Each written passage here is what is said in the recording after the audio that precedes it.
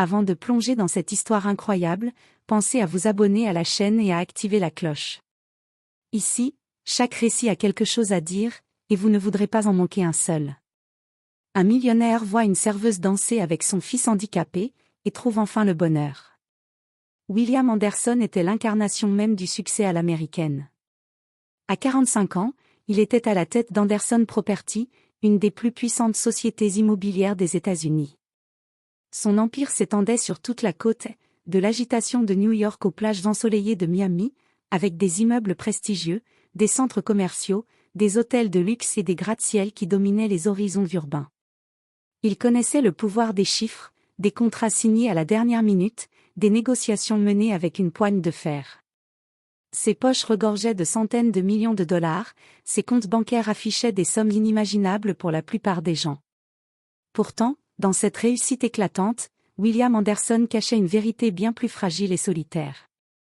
Son appartement, situé au sommet d'un gratte-ciel ultramoderne de Manhattan, était un temple de verre et d'acier, décoré avec un luxe froid et minimaliste. Les vastes baies vitrées offraient une vue imprenable sur la ville, mais l'intérieur restait glacial, presque aseptisé, un espace où le silence régnait en maître. Les murs immaculés, les meubles design mais sans âme, et l'absence de vie donnaient à ce lieu une atmosphère de solitude palpable. Dans ce décor impeccable mais vide, William vivait comme un homme coupé du monde, enfermé dans ses pensées et ses responsabilités. Chaque soir, après des journées interminables de réunions, d'appels et de décisions cruciales, il rentrait seul, troublé par un sentiment lancinant d'isolement. Il avait tout, la richesse, le pouvoir, la reconnaissance, mais il manquait ce qui comptait vraiment, la chaleur d'un foyer, la complicité d'une famille. William avait un fils, Ethan, son unique héritier, âgé de seulement 7 ans. Ethan était un garçon au cœur immense, doux et curieux, doté d'un regard vif et d'une intelligence hors du commun. Mais la vie ne lui avait pas fait de cadeau, Ethan souffrait d'une forme rare et sévère d'atrophie musculaire spinale. Cette maladie neurodégénérative affectait ses muscles, le privant presque totalement de mouvements volontaires, et le contraignait à un fauteuil roulant électrique. Il avait besoin d'une assistance constante pour ses gestes les plus simples, manger, s'habiller, se déplacer. Pour William, Ethan était à la fois un trésor inestimable et une source quotidienne d'angoisse profonde. Chaque sourire de son fils faisait naître en lui un éclat d'espoir, mais chaque difficulté lui rappelait la fragilité de cette vie si précieuse. Il aimait Ethan plus que tout, mais son amour était teinté de culpabilité. Culpabilité de ne pas être là assez souvent, de ne pas savoir comment apaiser ses douleurs, de ne pas pouvoir partager des moments simples comme un autre père et son fils. Pris dans l'engrenage infernal de son travail, William avait peu de temps à consacrer à Ethan. Il engageait les meilleurs spécialistes, les thérapeutes les plus compétents, mais il savait au fond de lui que rien ne remplacerait une présence paternelle vraie, authentique. Et pourtant, chaque fois qu'il tentait de se rapprocher, il était submergé par l'émotion, paralysé par les mots qu'il ne trouvait pas. Comment parler à un enfant qui ne peut pas courir, sauter, ni même parler normalement? Comment construire un lien quand la maladie s'interpose entre eux? Les nuits, William se réveillait en sursaut, hanté par cette peur sourde, perdre Ethan avant d'avoir pu lui offrir un monde meilleur. Il voyait son fils endormi, fragile et paisible, et se promettait de changer, de devenir un père plus présent, un homme plus humain. Mais le chemin était long, et William se sentait souvent prisonnier d'un dilemme cruel, continuer à bâtir son empire, ou enfin construire une vraie vie de famille. Un samedi matin d'automne, alors que les premières feuilles rousses dansaient doucement dans le vent frais, William Anderson se surprit à ressentir une envie soudaine, presque irrépressible, sortir Ethan de leur appartement silencieux et impersonnel, pour lui offrir un moment simple, mais vrai. Il voulait voir son fils sourire, vraiment sourire, sans les murs froids et les machines médicales qui les entouraient habituellement. Sans prévenir, il décida d'emmener Ethan dans un quartier populaire de Brooklyn, loin des quartiers chics et des restaurants luxueux où il avait l'habitude de se rendre pour affaires ou par habitude. Là, niché entre des librairies anciennes et des petites boutiques colorées, se trouvait un café nommé Sweet Harmony. Le genre d'endroit où le temps semblait s'écouler autrement, au rythme d'une musique jazzy et d'un accueil chaleureux. À leur arrivée, la cloche tinta doucement et le parfum du café fraîchement moulu emplit l'air.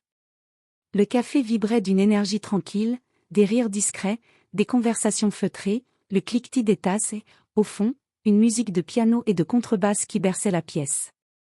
Parmi les serveuses, Sarah Mitchell attirait le regard sans effort.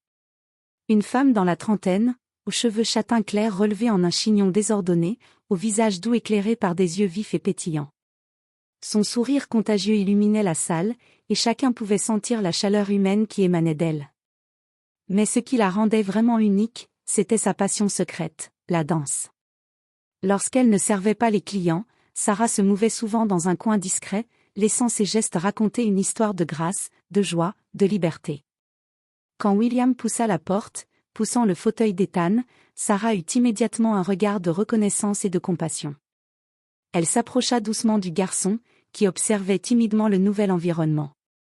Sans un mot, elle lui tendit une assiette avec une généreuse part de gâteau au chocolat, un choix qu'elle avait deviné être son préféré. « Tu veux danser un peu ?» demanda Sarah avec douceur, posant une main légère sur le dossier du fauteuil. Ethan, surpris mais curieux, leva ses yeux clairs vers elle. Un sourire naquit sur ses lèvres, illuminant son visage d'un éclat rare. « Oui » murmura-t-il. Alors, la musique changea subtilement, devenant plus douce, plus enveloppante. Sarah se leva et commença à bouger lentement, avec une grâce délicate, adaptant chacun de ses gestes à ce qu'Ethan pouvait suivre, un léger balancement, un tapotement de main, un hochement de tête. Elle l'entoura de ses bras comme pour créer un cocon invisible où tout semblait possible.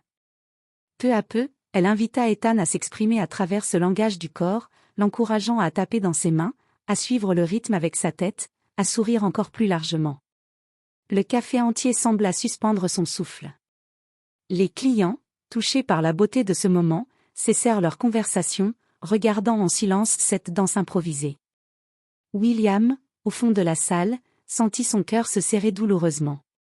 Il n'avait jamais vu son fils ainsi, aussi vivant, aussi libre. Ce n'était plus un enfant limité par la maladie, mais un enfant capable d'aimer, d'être aimé, et surtout de danser. Une émotion nouvelle, profonde, s'insinua en lui, un mélange de gratitude, de reconnaissance, et d'un espoir qui renaissait. Après cette danse pleine de douceur et de vie, William sentit une boule d'émotion l'envahir. Il s'approcha lentement de Sarah, son regard cherchant à traduire toute la reconnaissance qu'il n'arrivait pas à exprimer en mots clairs. Sa voix, d'ordinaire assurée, tremblait légèrement. « Merci. » commença-t-il, la gorge nouée. « Vous avez fait plus pour mon fils aujourd'hui que toutes les thérapies, tous les médecins, toutes les machines réunies. » Sarah lui adressa un sourire humble, empreint de chaleur et de sincérité. Elle posa sa main sur le bras de William avec une douceur presque maternelle. « Parfois, William, dit-elle simplement, ce n'est pas une question de traitement ou de diagnostic. C'est une question de présence, de moments partagés. Ethan a besoin d'amour, d'attention, d'être vu pour ce qu'il est, pas seulement pour sa maladie. Vous avez de la chance d'avoir ce petit garçon dans votre vie. » Ces mots résonnèrent longtemps dans le cœur de William. Ce jour-là marqua un tournant profond, un point de bascule. Il comprit qu'il ne pouvait plus se cacher derrière son travail et sa fortune. Il devait changer. Être un père d'abord, un homme d'affaires ensuite. Les semaines qui suivirent, William revint régulièrement au Sweet Harmony, accompagné d'Ethan. Chaque visite était un pas vers une nouvelle vie. Il s'ouvrit peu à peu à Sarah, lui confiant ses doutes, ses peurs, et surtout ses regrets. « Je me demande parfois si je suis à la hauteur », lui avoua-t-il un après-midi, regardant Ethan qui jouait timidement avec une cuillère sur la table. « Je suis toujours pris par mes obligations, et je sens que je rate les moments les plus importants. » Sarah, elle, partageait à son tour son histoire, simple mais marquée par la résilience. Elle avait perdu sa mère alors qu'elle était encore enfant, et c'est la danse qui l'avait sauvée, lui avait offert une voix quand les mots manquaient. Depuis, elle avait fait de sa passion un moyen d'apporter de la joie et de la lumière autour d'elle, surtout aux plus vulnérables. À travers ces échanges, William apprit à ralentir, à écouter vraiment, à s'émerveiller des petites choses. Inspiré par cette nouvelle philosophie, il décida de faire aménager un jardin sur le toit de son immeuble, un espace lumineux et ouvert où Ethan pourrait sentir le vent sur sa peau, goûter au soleil, parfois, danser avec son père, maladroitement mais sincèrement. Ce jardin devint leur refuge, un lieu de complicité, de rire et de bonheur simple. Mais William ne s'arrêta pas là.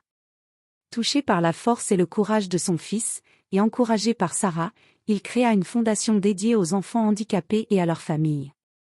Plus qu'une simple organisation caritative, cette fondation avait pour mission d'apporter un soutien concret, un accompagnement psychologique, des aides financières, et surtout de faire entendre la voix de ceux que la société oublie trop souvent. William utilisa sa fortune et son réseau pour donner visibilité à cette cause, organisant des campagnes de sensibilisation, des événements publics, et des partenariats avec des institutions médicales et éducatives. Il voulait que personne ne se sente jamais aussi seul que lui et Ethan dans leur combat.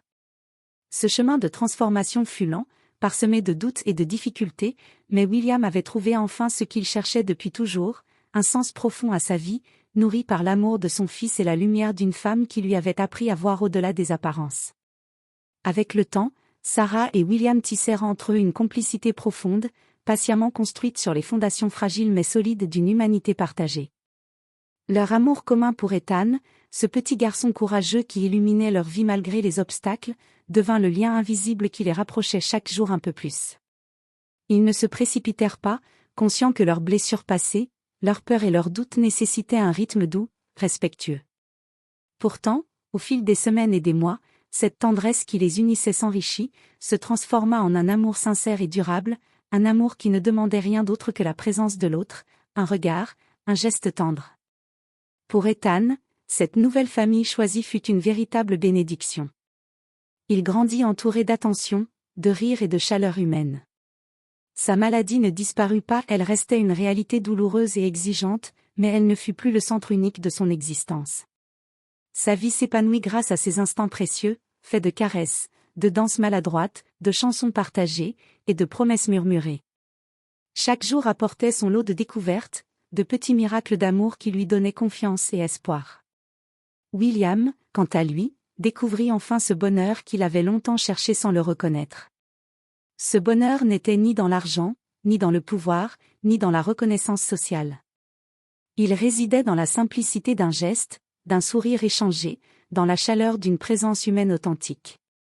Il apprit à voir le monde avec d'autres yeux, plus doux, plus attentifs aux petites choses qui donnent sens à la vie. Et tout cela, il le devait à Sarah, cette jeune serveuse danseuse au cœur généreux, qui avait su réveiller en lui des émotions oubliées, et à Ethan, son fils courageux, qui chaque jour lui rappelait que la vraie richesse se trouve dans le cœur. Leur histoire était devenue une danse silencieuse, un ballet d'amour et de résilience, où chaque pas, chaque mouvement, résonnait comme une victoire contre l'adversité. Ensemble, ils bâtissaient une vie nouvelle, pleine d'espoir et de promesses, une vie où la lumière triomphait enfin des ombres.